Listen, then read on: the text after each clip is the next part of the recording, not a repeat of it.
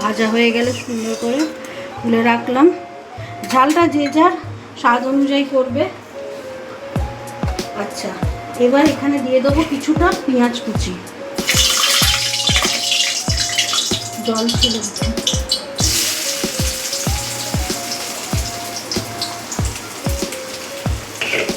পেঁয়াজটা ভাজবো লাল লাল করে।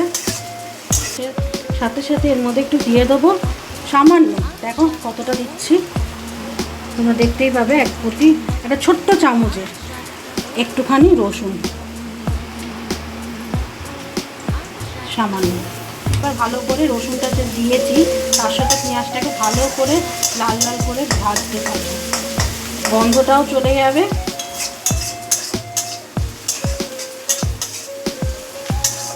যতক্ষণ না লাল হচ্ছে পেঁয়াজটা ভাজতে থাকবো, ততক্ষণে আমরা আলুটা একটু ঠান্ডা করে নিই। আলুটা যেহেতু ভাতে দিয়েছি তো একটু আধটু ভাত লেগে আছে, তোমরা আবার এটা নিয়ে কিছু বলো না। আলুটা প্রচণ্ড গরমও আছে।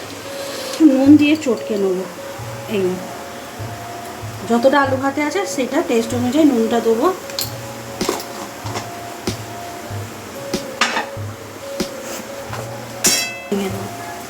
একদম নুন দিয়ে ভালো করে, যাতে ঝালটা বেরিয়ে যায়।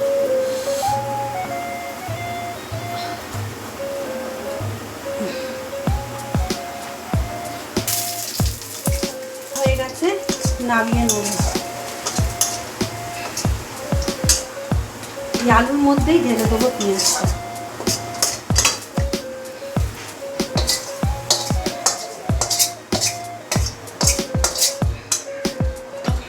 এটা লঙ্কাটা নুন দিয়ে মেখে রেখেছিলাম সেটাও দিয়ে দেবো। আর একটা জিনিস দেবো যেটার জন্য এটার নাম মশলা আলু কাঠি, সানরাইজের। তোমরা চাইলে অন্য গরম কোম্পানিরও গরম মশলা নিতে পারো, আমার কাছে সানরাইজ আছে, সানরাইজেরটাই নিলাম। এইটার জন্য নাম হচ্ছে মশলা আলু কাঠি। এই গরম মশলার গুঁড়োটা আমি একটু এর মধ্যে ছিটিয়ে দেবো। এটা ততক্ষণ ঠান্ডা হোক, তোমাদেরকে রেডি হয়ে দেখাচ্ছি। তার আগে দেখিয়ে দিই আর একটা রেসিপি কী করব। এইটাই নিয়ে নিয়েছি বড়ি, দেখতে পাচ্ছ অনেকগুলোই আছে। এখানে আছে কাঁচা লঙ্কা, এখানে পেঁয়াজ আছে। এতটা পেঁয়াজের কারণ হচ্ছে আরও অনেক কিছু রান্না করবো, ওই জন্য পেঁয়াজটা এতটাই। তো পেঁয়াজ, আর এখানে আছে চিংড়ি মাছ। এতক্ষণে তোমরা হয়তো বুঝেই গেছো কী করতে চলেছি। হ্যাঁ, আমি বড়ি বাটা করব, চিংড়ি মাছ দিয়ে বড়ি বাটা। চলো তোমাদেরকে দেখিয়ে দিই এরকমভাবে করছি।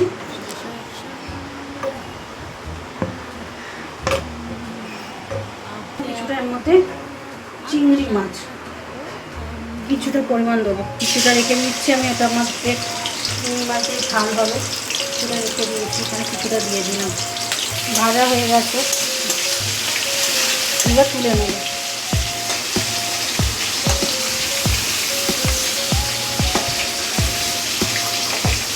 বড়ি বাটার জন্য বেশি বড় বড় চিংড়ি দরকার নেই, এরকম সাইজের চিংড়ি হলেই যথেষ্ট। এই তেলেই দিয়ে দেবো বড়ি, ভেজে নেবো বড়িগুলো।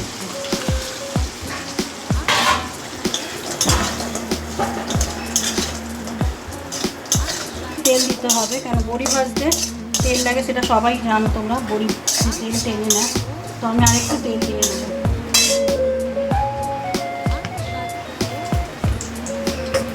এগুলো লাল লাল করে ভেজে নেব।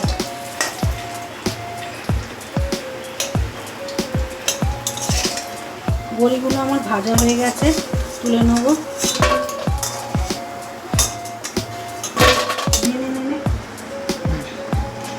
আমার সব বড়িগুলো ভাজা হয়ে গেছে, এবার যেটা করব সেটা দেখাচ্ছি।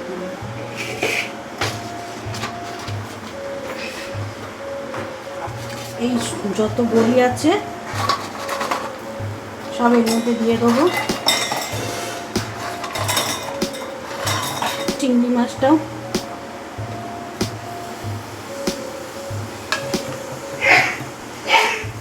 দিয়ে দেবো, পেঁয়াজ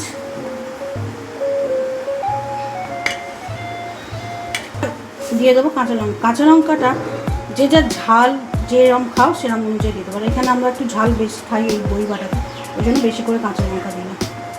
তোমরা চাইলে অল্প দিতে পারো। তাহলে এটা আমরা ব্লেন্ড করে নিই, তারপর দেখাচ্ছি। এবার ঠান্ডা হয়ে গেছে, আলু ভাতেটা মাখাটা দেখিয়ে দিচ্ছি। হাতে করে মাখাচ্ছি। আলু ভাতে রেডি, মশলা আলু ভাতে আমার রেডি হয়ে গেল।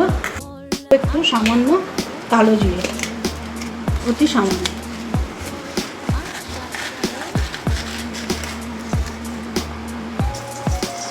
কালো জিরে দিয়ে দিলাম,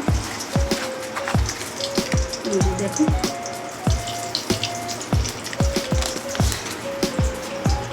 ওটা কাঁচা লঙ্কা। আবারও বলছি, ঝালটা যে যার নিজের টেস্ট অনুযায়ী। এই যে দেখতে পাচ্ছ, এইটুকু, জাস্ট এইটুকু একটু পেঁয়াজ।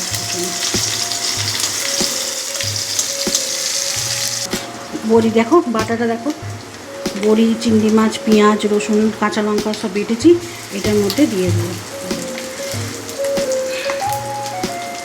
দিয়ে নাড়তে থাক।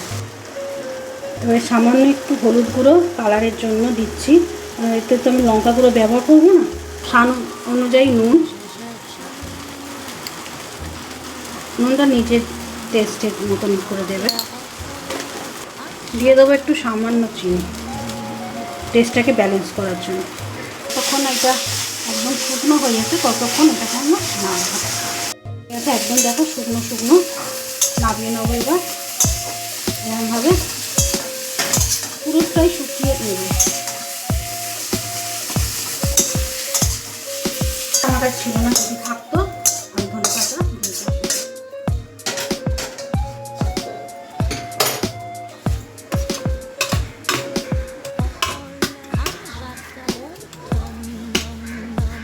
আজকে দুটো রেসিপি দেখালাম, একটা হচ্ছে মশলা আলু ভাতে আর একটা হচ্ছে চিংড়ি মাছ দিয়ে বড়ি।